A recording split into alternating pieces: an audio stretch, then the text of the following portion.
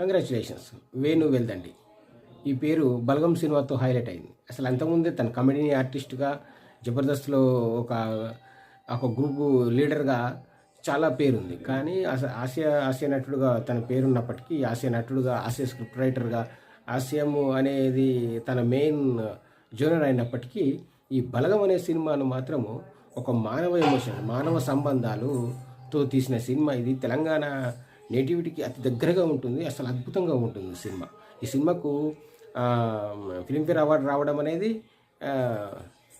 అది ఒక achievement. Plus తనకు కూడా ఫిలింఫేర్ అవార్డుగా బెస్ట్ డైరెక్టర్గా రావడం అనేది మనమందరము అతన్ని అభినందించాల్సిన విషయము. కంగ్రాచులేషన్స్. అయితే ఈ చాలా ఏళ్ళ తర్వాత ప్రజలందరూ ఒక ఎమోషనల్గా గురై చూసింది మాత్రం ఈ సినిమా. ఈ సినిమా ఎప్పుడు కలకాలం తెలంగాణ సినిమా హిస్టరీలో